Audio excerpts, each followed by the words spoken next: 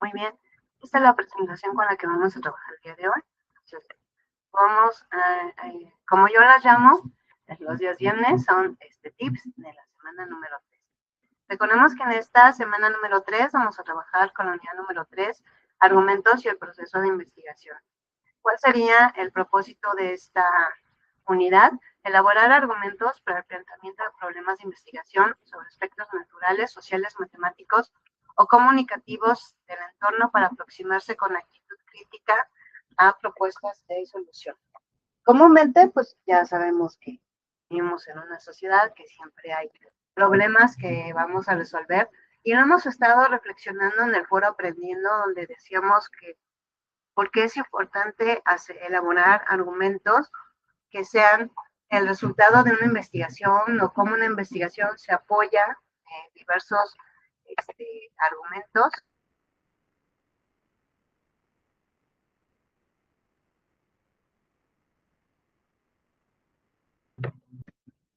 Ay, perdón que vaya tapando el micrófono, pero un problemita. Entonces, en algunos momentos verá que tengo que tapar el micrófono. Pero bueno, aquí estamos, aquí estamos.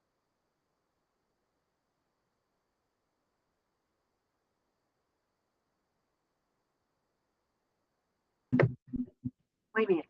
Entonces, lo que vamos a hacer primero, porque recuerden que los viernes damos estas herramientas o enseñamos qué podemos hacer. Vamos primero a continuar con nuestra revisión del manual de citas y referencias de Prepa Niña CEP. Entonces, me voy a ir, dejo de compartir este espacio y me voy a compartir el manual.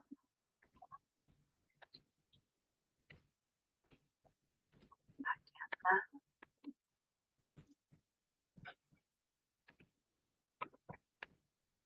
Ok, ya lo tenemos aquí, entonces.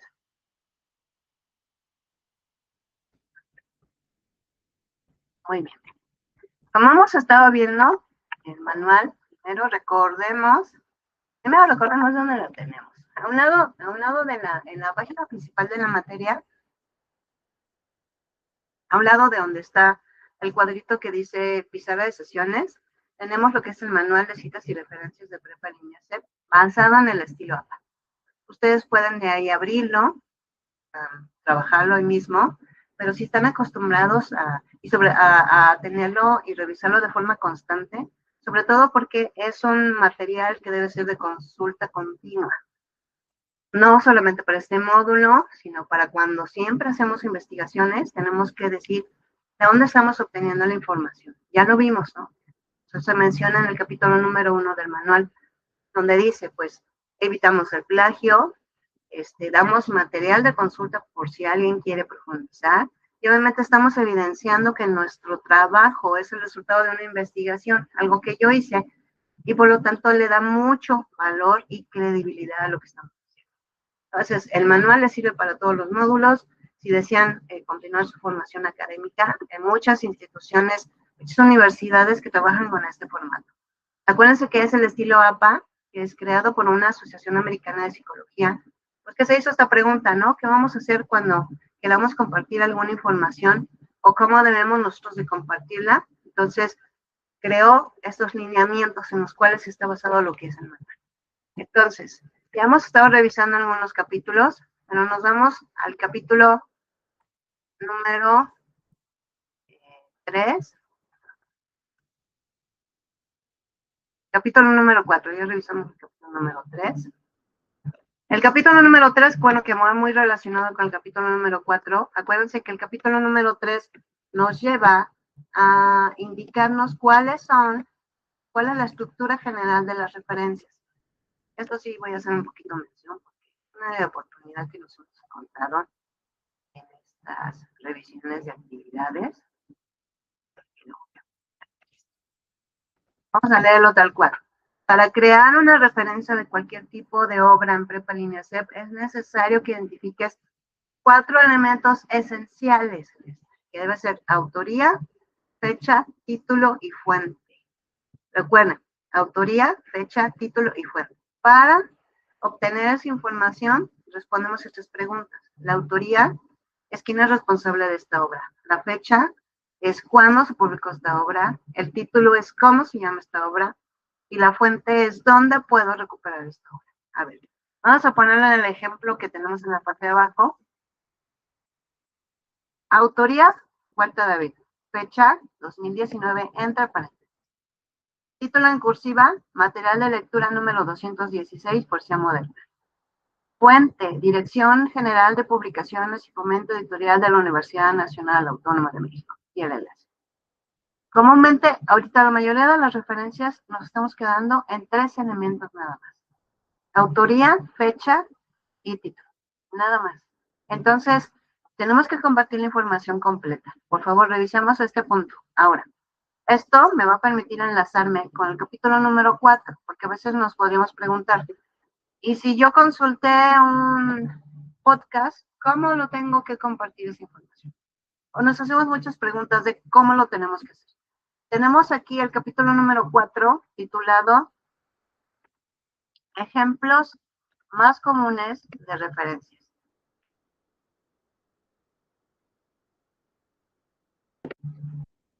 Estos ejemplos más comunes de referencias me van a permitir ver, primero, si tengo recursos de prepa en línea CEP, ¿cómo los debo de citar? Después, las siguientes indicaciones van en referencia a materiales obtenidos en la página de prepa en línea CEP, pero está estructurada de la siguiente forma. En una tabla donde del lado izquierdo voy a encontrar el tipo de material que yo consulté. Del lado derecho hasta arriba, lo primero que va a venir es la estructura de esa referencia. Y después un ejemplo. Por aquí tenemos el ejemplo de, es un PDF, pues acá arriba me dice, vamos a ponerle, como es de prepa línea C, sin fecha, esto quiere decir si no tuviera fecha. El título en cursiva, número de módulo, nombre del módulo y plataforma de aprendizaje. O sea, ¿qué dice? Prepa línea CEP, sin fecha, textos literarios, módulo 4, textos, secciones del mundo, plataforma de aprendizaje. Ahora, si yo ya me fuera a otro tipo de fuentes, ya exteriores, por decirlo así, que ya no pertenecen a Prepa línea CEP, entonces ya sigo revisando lo que es la página, ¿no? Aquí, por ejemplo, me dice, si yo me voy, vamos a ver, un podcast, ¿no? Hay artículos de revista, artículos de periódico, artículos de blog, impresos, audiolibros, libros, material audiovisual, videos, seminario web, películas, series, episodios, reseñas de libros y películas, diccionarios, material gráfico, sonoro, aquí tenemos el podcast. Entonces, primero ubicamos la clasificación, el tipo de fuente, y arriba vamos a ubicar la estructura, apellido, nombre, fecha, entre paréntesis, el título en cursiva, el tipo de material, la plataforma y el enlace. Podcast. Este es el ejemplo. Ramos Luis, 2015, entre paréntesis, libros para emprendedores, en cursiva, podcast, y esto va con estas llaves. Bueno, Spotify y lo que sería el link, ¿no? Aquí dice, cuando se realiza el podcast en formato de video, se especifica el tipo de material de la siguiente manera. Video, podcast. ¿Ok?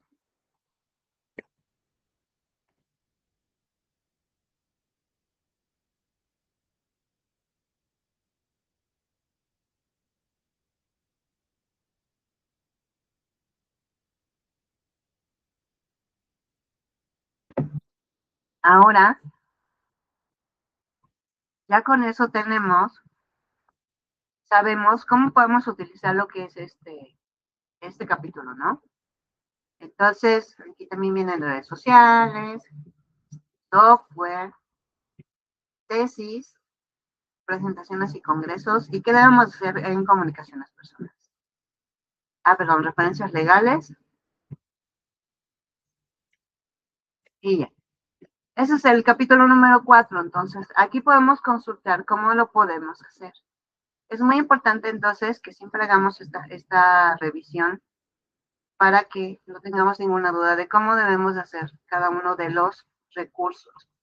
Muy bien, entonces vamos a continuar con nuestra presentación. No me dejo de compartir espacio.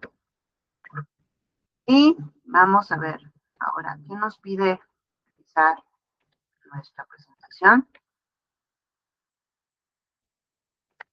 Ahora vamos a revisar las rúbricas de cada una de las actividades que nosotros tenemos que entregar esta semana. Igual voy al espacio de información.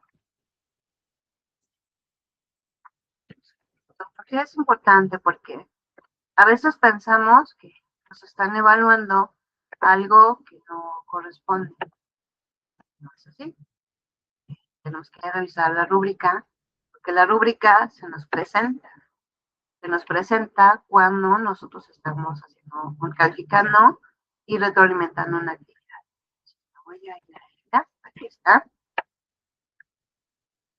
Vamos hasta abajo, nuestra semana número 3. Y nos vamos con la primera actividad integradora de esta semana, la número 5, que se llama Reconocer investigaciones.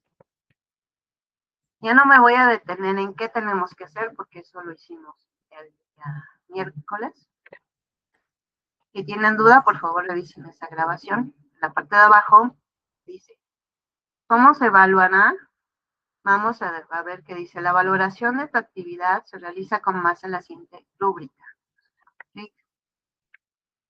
Y aquí lo tenemos.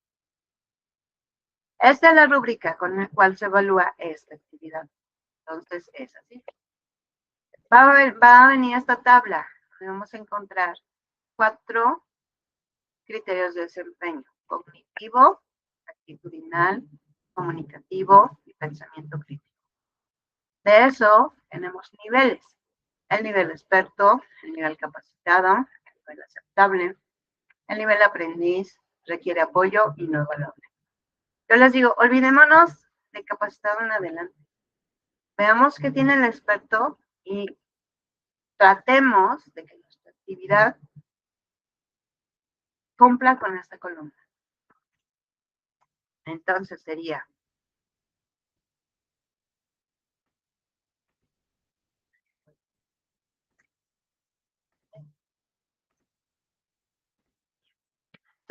nivel de aspecto en el nivel cognitivo. De acuerdo con los 3 artículos que se presentan en la tabla de la actividad, analiza e incluye los siguientes elementos en cada uno: las diferentes disciplinas para abordar el tema, el problema que se aborda, identifica los argumentos principales de la investigación e identifica la relevancia de la investigación en su entorno. El actitudinal atiende al 100% las indicaciones para elaborar la actividad. Aquí hay que mencionar lo siguiente: si algo nos falla, si no cumplimos con estos parámetros, ya no tenemos el 100%, ¿ok? Entonces revisemos esos puntos. En el comunicativo, organiza la información de manera clara, coherente y precisa. Atienda las normas de comunicación en entornos virtuales de aprendizaje, o sea, las reglas de etiqueta, va con una N. Y no contiene errores de sintaxis, ortografía y puntuación. En pensamiento crítico, identifica las características del conocimiento científico a través de diferentes posturas de las ciencias. Reconoce la importancia de la investigación para el desarrollo de su entorno. Reconoce la investigación como una forma de comprender problemas y argumentar posturas. Reflexiona sobre las diferentes disciplinas desde las que se puede abordar una investigación. Muy bien. Y todo esto, si lo cumplimos, nos da 100 puntos. Pero recuerden que tenemos una segunda rúbrica que tenemos que revisar porque también se califica. Escala para evaluar el uso responsable de la información en productos académicos. Esto quiere decir, nuestros indicadores son: presenta contenido original y desarrolla ideas propias, contiene ideas sustentadas con fuentes confiables de información, se encuentra libre de cualquier tipo de plagio, incluye cuando se requiere citas y referencias de acuerdo con el manual vigente de preparación. Si no cumplimos, entonces vamos restando puntos. Aquí no sumamos, aquí vamos restando. Ajá. Entonces, si no cumplo, se quita. Recuerden las indicaciones. Si yo estoy diciendo, por ejemplo, en mi texto, En una investigación que se hizo en Estados Unidos sobre las drogas, sobre cómo podrían legalizarlas, se descubrió, y digo algo importante, tengo que hacer una cita, porque a lo mejor eso yo que estoy diciendo importante es algo textual que estoy obteniendo de esa investigación. Si no lo digo, significa que es como si esa investigación fuera mía y no fuera pues, de alguien más, ¿no?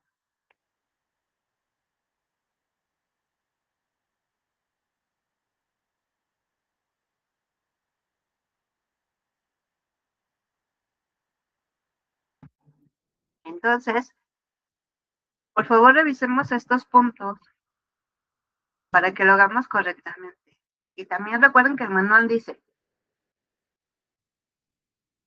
si nosotros decimos, no hacemos cita porque yo ya incluí los datos en mi referencia, estamos cometiendo plagio.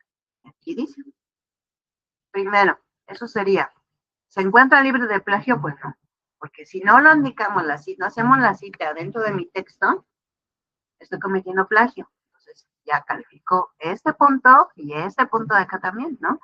Se encuentra libre de cualquier tipo de plagio, y le incluye cuando se requiere citas y referencias de acuerdo con el manual vigente del preferencia. Entonces, mucho ojo cuando revisamos estos puntos. Acostumbrémonos o que se nos haga el hábito de incluir en nuestros textos citas directas, citas indirectas. Tomemos nota de cómo estamos haciendo esa investigación para que podamos cumplir con los puntos que se nos requieren. Muy bien. Ahora, esta es la primera tabla. De compartir. Me voy a la segunda.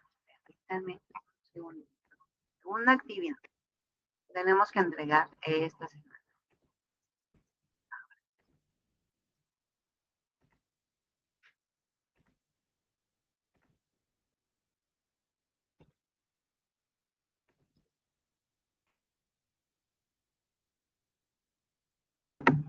Ya, estamos aquí en la segunda.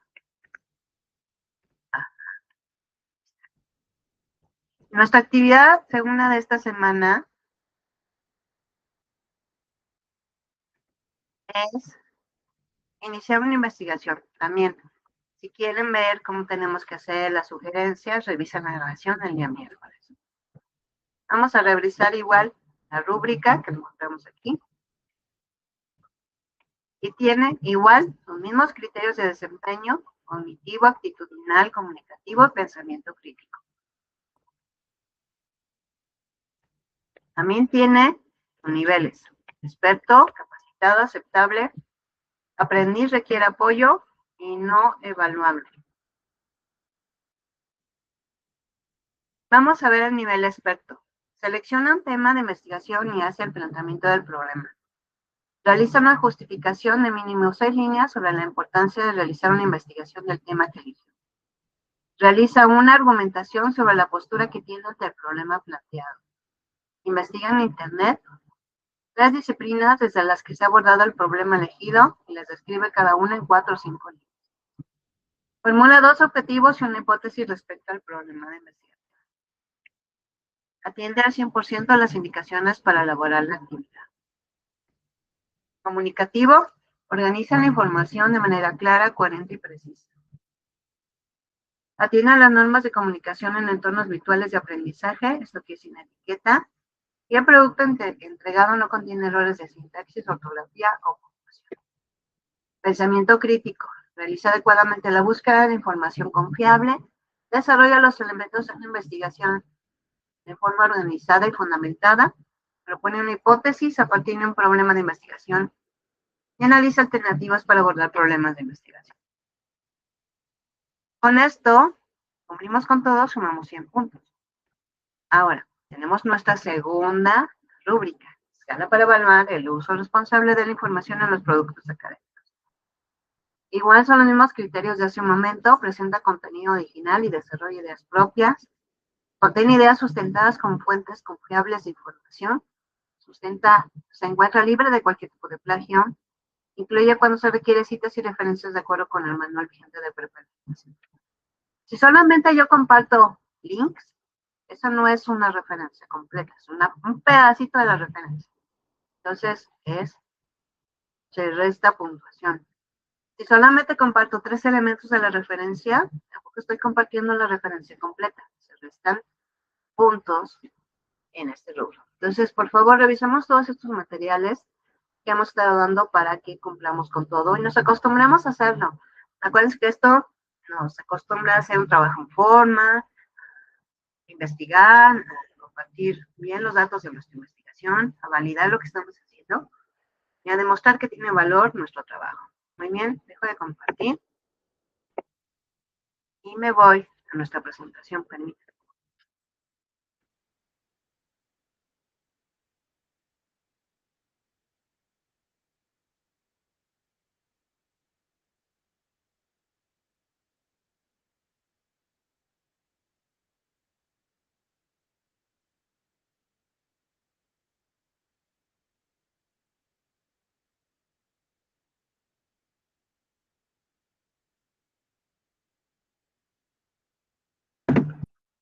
Okay.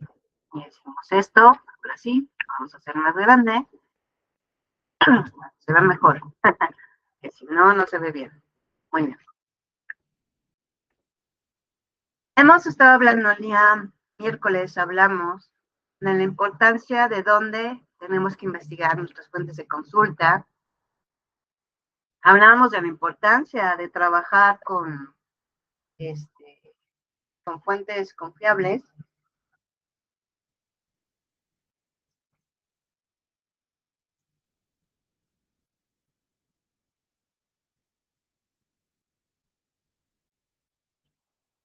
De igual manera, estamos nosotros indicando estas estrategias que ustedes pueden hacer para buscar información confiable.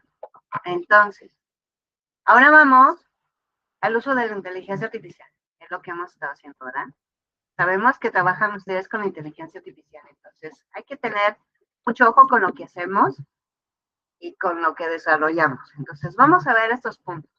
No se trata, quisiera yo compartir que no se trata de, como decimos, de poner en mal la inteligencia artificial, porque a fin de cuentas nos ayuda muchísimo, ¿no?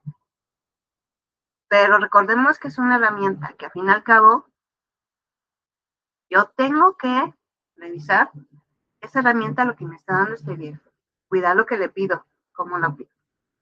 ¿Ok?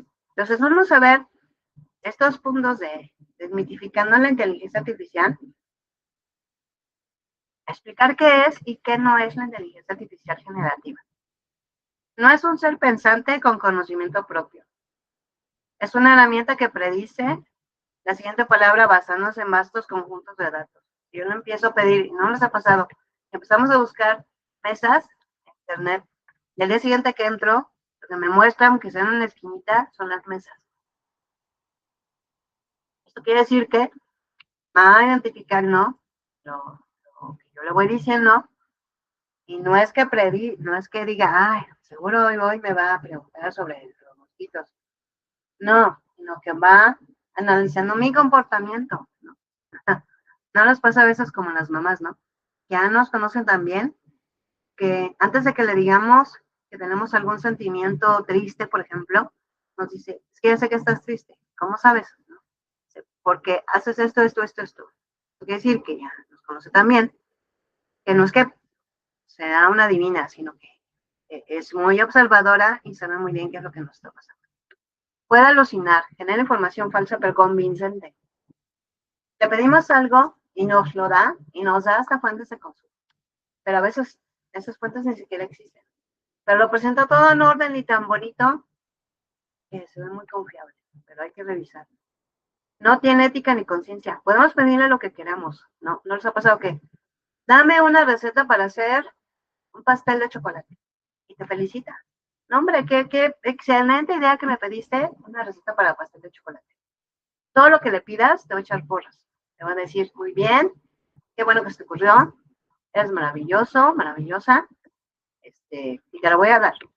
Pero le podemos pedir lo que sea, así, lo que sea, porque no tiene ética. Entonces, mucho cuidado con lo que sea. Limitaciones de la inteligencia artificial. La falta de originalidad. Genera texto basado en patrones existentes. No es que cree ideas nuevas, porque le van almacenando tanta información.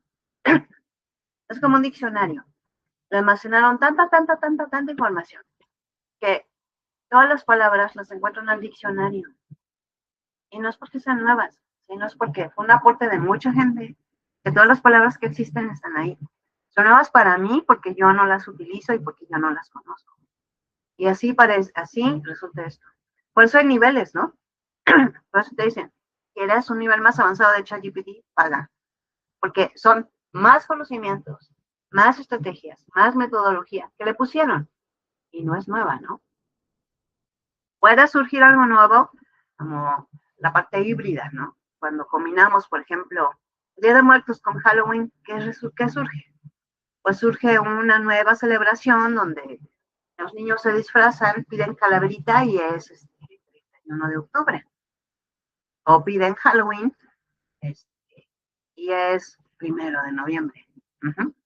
Eso es lo que surge, pero de una combinación de algo existente, ¿no?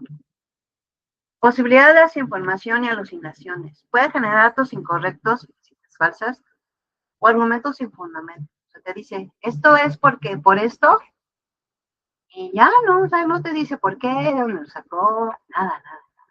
Hay algunas inteligencias artificiales que sí te sustentan, ya las están haciendo más, pues más con fundamento, ya te dice, a ver, porque tú le das la fuente, y entonces te dice, a ver, sí, el lenguaje es generativo, ¿por qué? Y te pone el por qué. Y te dice la fuente donde lo sacó. Si puedes, y es lo que debes de hacer, si puedes entonces entrar a la fuente y ver si realmente eso que me está diciendo el lenguaje generativo lo está sacando de alguna fuente. O sea, de una investigación. Por eso estamos reflexionando en el foro aprendiendo, porque decíamos, ¿por qué es importante la argumentación en una investigación? O sea, porque yo me tengo que fundamentar, tengo que construir argumentos de valor sólidos cuando estoy investigando algo. ¿No les parecería correcto que si me voy a vacunar contra el sarampión, sea la vacuna un resultado de una investigación? ¿O ustedes si quisieran poner una vacuna que nunca la han probado, que a alguien se le ocurrió decir, le voy a poner alcohol y le voy a poner no sé qué? Y yo creo que con eso no les sería peligroso inyectarse algo que no sea resultado de un estudio, que sea ahí se va. Entonces, queremos algo que es el resultado de una investigación, ¿no?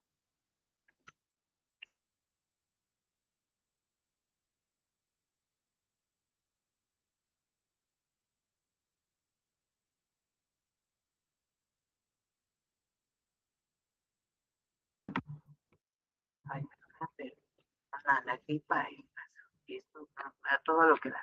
Bueno, también, ¿qué otra cosa? Falta de pensamiento crítico. Ahí sí, yo ojo con esto. Falta de pensamiento crítico. No puede analizar críticamente la información ni desarrollar una voz propia o argumentos complejos o matizados. No analiza, no le digo, a ver, ¿tú qué piensas sobre si está bien la contaminación auditiva? Y me da un pensamiento que puede ser no el suyo, no tiene ética, no tiene voz propia, no me lo fundamenta. Entonces, mucho ojo en lo que le pedimos y en el cómo lo estamos pidiendo. También, cómo la inteligencia artificial puede ser una herramienta útil y cómo no. Usos prohibidos con supervisión y propósito claro. Generación de ideas. Pedirle a la inteligencia artificial que genere preguntas sobre un tema. Posibles ángulos para un ensayo o una lista de subtemas. Eso sí podemos hacérselo, ¿no? Esos son los usos permitidos. Sí le puedo decir, oye, este tema se me hace bien complicado. Necesito estudiarlo para un examen. No seas malito, hazme unas preguntas. Allá hay una herramienta de Google que le da uno el texto y genera preguntas. Fichas como para estudiar, porque te da la pregunta, dice la respuesta y te dice de dónde la sacó, ¿no? Del texto que tú le diste. Eso ayuda muchísimo para estudiar, ¿no? También resúmenes rápidos. Resumir textos largos para tener una idea general, pero siempre verificar la fuente original. Pues por eso ya hay herramientas que le damos el texto Y le digo, de este, hazme un resumen. Y me hace un resumen y me va poniendo, a ver, esta parte la saqué de aquí, esta parte de aquí, esta parte de aquí. ¿No? Corrección gramatical y ortográfica, como un corrector avanzado de estilo y gramática. También le puedo decir, por favor, revísame la gramática y la ortografía de mi texto, porque me fallan los acentos. Luego se me va una palabra por la otra, una letra por otra, entonces nos puede ayudar muchísimo en ese punto. Generación de esquemas preliminares. Pedir un esquema básico para organizar ideas, el cual el alumno deberá rellenar con su propia investigación. Hacer nuestras investigaciones para que nos den un esquema. Ya les digo esa herramienta, luego también nos está haciendo infografías. Entonces son muy visuales, entonces yo puedo a lo mejor aprender mejor con infografía muy visual, o sea, con un esquema. Explicación de conceptos complejos. Pedirle que explique un concepto de manera sencilla como un tutor. Decirle, pues es que realmente no estoy entendiendo, ¿no? Explícamelo casi con peras y manzanas. También, generación de sinónimos y antónimos para enriquecer el vocabulario.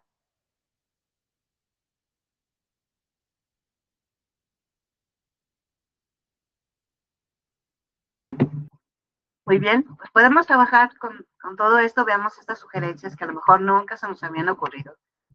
Y pidámosle que nos ayude, ¿verdad? Para hacer un mejor trabajo y un mejor desarrollo. Usos prohibidos, como el plagio. Generar el ensayo completo, secciones significativas del mismo. Es posible que yo le diga a la inteligencia artificial que me haga todo mi ensayo. Y le doy todas las indicaciones y ya me lo pone bien bonito, pero ¿quién está aprendiendo, no? La pregunta sería, ¿quién está aprendiendo? Sí está bien, pero ¿qué sello personal le estamos dando? ¿Qué participación yo estoy teniendo? ¿Lo estoy revisando? ¿Se está fundamentando? ¿Las fuentes son confiables? ¿Las fuentes existen? Todo ese trabajo que tenemos que hacer. Pedirle que investigue y presente los resultados como si fueran propios. O sea, yo ya no hago nada. Podemos ayudarnos con estas herramientas, pero mucho cuidado, ¿no? Generar citas o bibliografías falsas. Comúnmente nos da las fuentes y yo las he copiado y las pego y no existen. Y si no, pues esa, quién sabe. Entonces, mucho ojo con esto, ¿no? Lo que le estamos pidiendo y lo que estamos recibiendo de la. Vamos a ver este caso. Voy a dejar los tiempos para la reflexión y para ver qué haríamos. Primero, vamos a responder esta pregunta. ¿Cómo debe la presión académica influir en la evaluación de la integridad académica? ¿Y dónde radica la línea divisoria entre el olvido y la intención en las faltas de situación? Vamos a reflexionar un minutito en esta pregunta.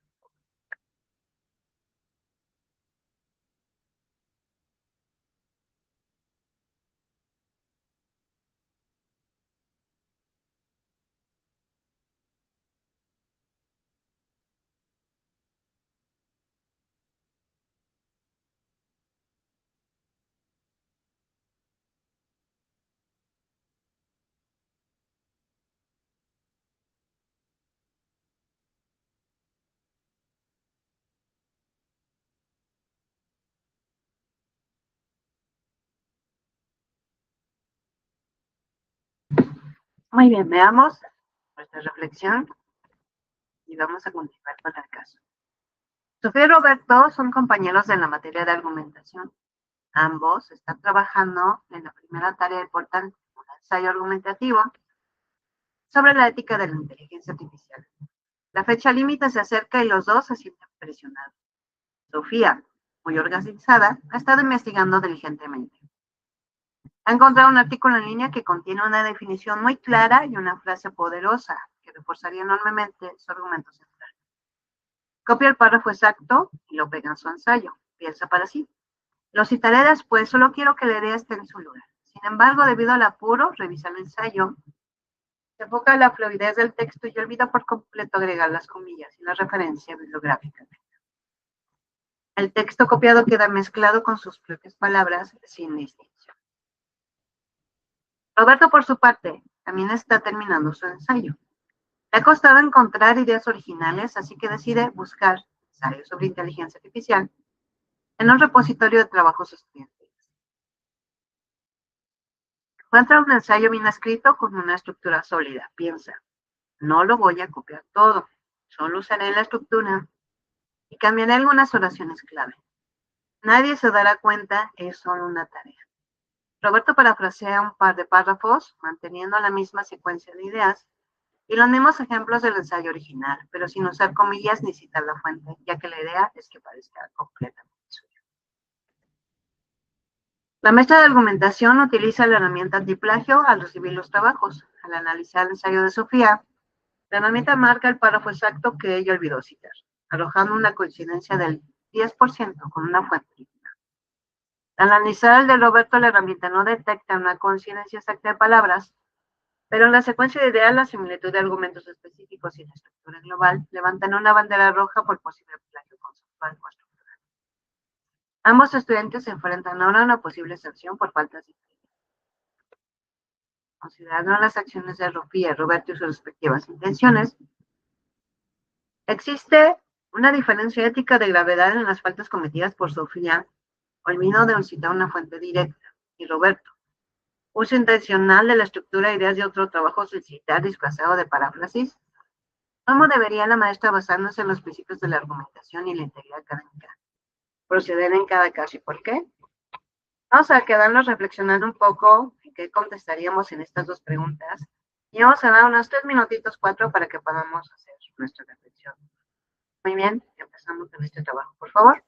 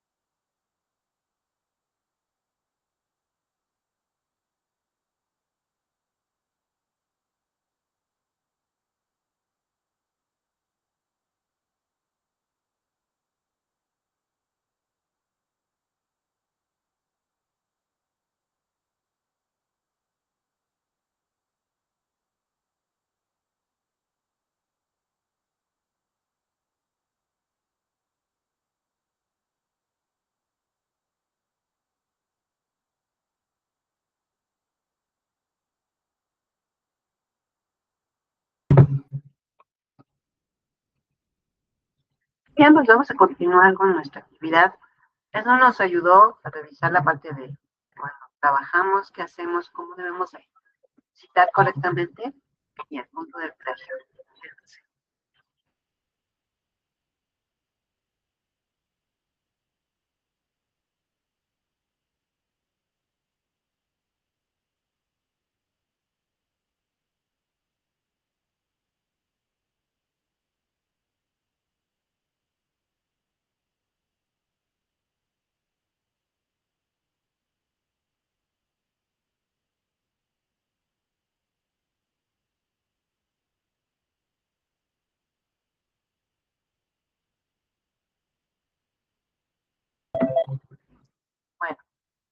Ahora, vamos a continuar entonces. A ver, a todos nos ha pasado. De repente tenemos... Bueno, para continuar con nuestra revisión, vamos a ver el siguiente video, así que lo vemos y lo escuchamos, por favor. A ver, a todos nos ha pasado. De repente tenemos una gran idea, una de esas chispas de curiosidad sobre el mundo. Pero ¿cómo pasamos de esa idea a algo más formal, a un proyecto de investigación de verdad? Bueno, pues justo de eso se trata lo de hoy. Vamos a trazar el mapa completo, desde esa idea general hasta una hipótesis que se pueda comprobar. Esa es la pregunta del millón, ¿no? Pasar de un simple, me pregunto por qué pasa esto, a un estudio con todo el rigor puede parecer un salto gigantesco. Pero la verdad es que es un camino, un viaje con paradas muy claras, y lo vamos a recorrer paso a pasito. Así que esta es nuestra ruta. Empezamos con la chispa de curiosidad, luego la convertimos en un problema bien definido. Después nos aventuramos a proponer una posible respuesta, o sea, una hipótesis. Vamos a desmenuzar de qué está hecha, y para el final veremos cómo se enfrenta esa idea a la prueba de la realidad. Bien, pues arranquemos. Toda buena investigación nace de algo que nos llama la atención. Pero claro, el mundo es enorme y nuestras curiosidades también. Así que el primer gran reto es acotar, es decir, ponerle límites a ese universo para poder enfocarnos en un tema que de verdad podamos manejar. El tema de investigación es como la primera etiqueta que le ponemos a nuestra idea. Le da un nombre, una dirección, pero ojo, lo interesante es que no es algo que se escribe en piedra. Es más bien una guía que puede, y muchas veces debe, ir cambiando un poquito conforme vamos descubriendo más cosas en el camino. Para que todo esto quede más claro, vamos con un ejemplo. Digamos que nos interesa este fenómeno, la educación a distancia en México. Es un campo gigantesco, ¿cierto? Podríamos estudiar 1000 cosas distintas ahí dentro. Una forma de acotar es a través del tiempo. Si nos enfocamos en la evolución, ya estamos centrando la investigación en los cambios a lo largo de la historia. Ya no es todo sobre la educación a distancia, sino específicamente cómo ha ido cambiando para los adultos. Ahora, otra opción es dejar el pasado y enfocarnos en el puro presente. Aquí la pregunta ya no es cómo cambió, sino qué hay disponible hoy. El foco se va por completo a los programas que existen actualmente en el país para adultos. Y todavía hay una tercera vía, que es mucho más personal, más humana. Este enfoque se va a lo empírico. Se olvida de la historia y de los catálogos para clavarse en cómo lo viven los estudiantes. ¿Se dan cuenta? De un solo fenómeno sacamos por lo menos 3 temas de investigación súper diferentes. Ok, ya que delimitamos nuestro territorio, que ya tenemos un tema, viene un paso que es crucial. Porque tener un tema es como saber a qué ciudad queremos ir, pero todavía no tenemos la ruta. Para trazarla, tenemos que pasar de una afirmación a una pregunta. Es aquí donde la investigación de verdad empieza a tomar forma. Y aquí es súper importante entender bien la palabra problema. En investigación, un problema no es algo malo, no es una dificultad. Es más bien el rompecabezas que queremos armar, es el reto intelectual que nos mueve. No es un obstáculo, es el motor de todo. Y fíjense qué simple, pero qué poderoso puede ser el cambio. Vean cómo una afirmación, una frase, se convierte en una pregunta directa. Ese simple cambio de un punto a un signo de interrogación lo es todo. Convierte un tema general en una guía súper clara para la investigación. Ahora sí tenemos un enigma que resolver. Listo, ya tenemos nuestra pregunta, nuestro reto. Pero una pregunta sola no nos lleva muy lejos. El siguiente paso lógico es proponer una respuesta. Una respuesta tentativa, inteligente, una suposición bien pensada. A esa suposición es a lo que llamamos hipótesis. Es bueno distinguir la hipótesis de otros conceptos. La postura es como la perspectiva general del investigador. La propuesta es, digamos, el plan de acción, lo que va a hacer. La hipótesis, en cambio, es esa afirmación específica y concreta que vamos a poner a prueba. Entonces, ¿qué hace que una hipótesis sea buena? Pues tiene que proponer una respuesta, tiene que conectar diferentes hechos y, lo más importante de todo, tiene que ser una afirmación que se pueda confirmar o, en su caso, desmentir. No es una opinión, es una declaración que se puede poner a prueba y que relaciona elementos que llamamos variables. Y claro, no sale de la nada, ¿eh? Formular una hipótesis es un proceso que mezcla de todo un poco. Observar lo que pasa en el mundo real, consultar a los que ya saben del tema y discutirlo con otras personas. Es un balance entre creatividad y mucho, mucho rigor. Justo acabamos de decir que una hipótesis relaciona variables, pero ¿qué son exactamente? Bueno, pues pensemos en ellas como en las piezas del Lego de nuestra teoría. Son esos elementos que podemos medir, observar y analizar para ver si nuestra hipótesis tiene sentido o no. La forma más sencilla de entenderlas es pensar en causa y efecto.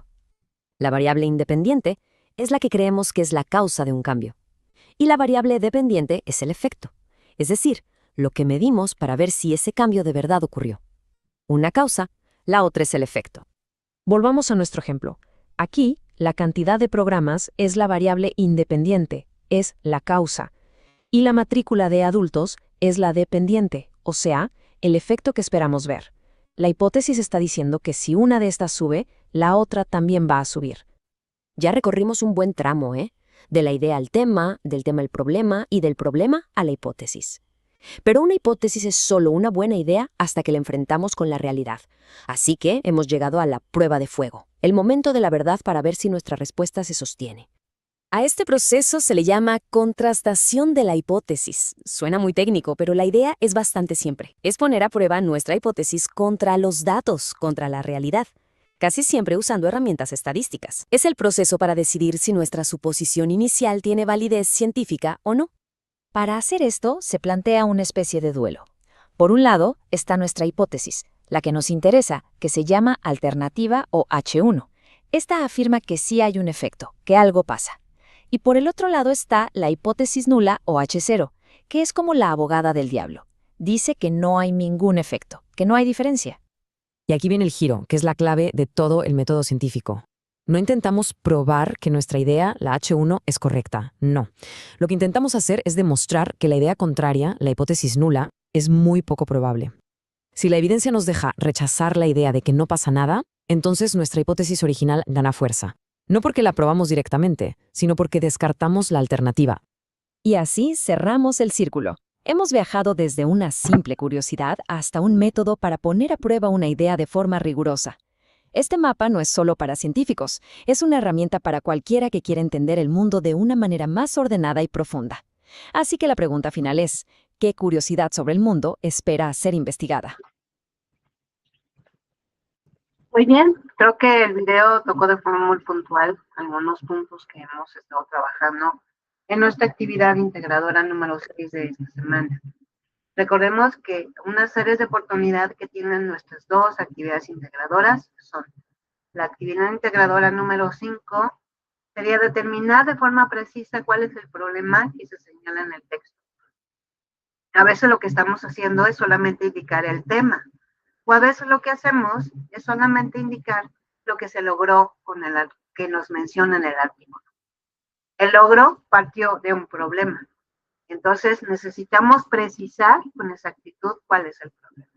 Si no, no hay una investigación que nosotros podamos realizar. Ahora, de nuestra actividad integradora número 6 tenemos también áreas de oportunidad. Determinar igual muy bien el problema, porque sabemos que de él vamos a partir para todo lo demás. Precisar de forma muy puntual cada uno de los objetivos con su estructura y también trabajar con la hipótesis. Para este punto, acuérdense que tenemos esta imagen que ya también lo vimos el día miércoles, donde nos señala la estructura del objetivo. Revisen, por favor, el video del miércoles donde analizamos cuál es la estructura de este objetivo y cómo podemos hacer el nuestro respondiendo a estas preguntas, iniciando siempre con un verbo en infinitivo. También el realizar una hipótesis. Acuérdense que el día miércoles también analizamos este video de cómo podemos hacer nuestra hipótesis en 5 pasos. Si ustedes ven el video, es un video de 1 minuto y cachito, que nos lleva muy de la mano cómo podemos hacer esta hipótesis en 5 sencillos pasos.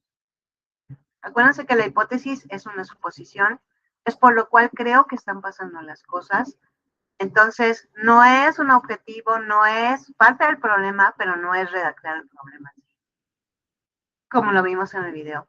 Pero tampoco en la hipótesis yo tengo que desarrollar y tengo que justificarla y tengo que hacer un texto argumentativo, no. Simplemente es señalar la hipótesis tal cual se nos está pidiendo. Por favor, revisemos el video. Si no tenemos idea de cómo hacer la hipótesis, la podemos hacer y siguiendo paso por paso para así redactar nuestra hipótesis y que la podamos realizar sin ninguna complicación. Y recuerden entregar en tiempo y forma, por favor. Vamos a terminar con esta frase que dice, haz de tu vida un sueño y de tu sueño una realidad. Que no solamente se quedan las ideas así como en la nube, sino que las podamos aterrizar. Esta es una frase de Anthony de Saint-Exupéry, el escritor del Principito. Entonces, se los comparto para que la podamos trabajar y hacer la parte de nosotros. Muy bien, pues les agradezco la revisión de esta sesión. Les deseo un excelente fin de semana. Cuídense mucho, sobre todo de la gripita que anda por ahí dando mucha lata. Cuídense mucho y que tengan un excelente día. Y nos vemos en la semana número 4, por favor. Gracias.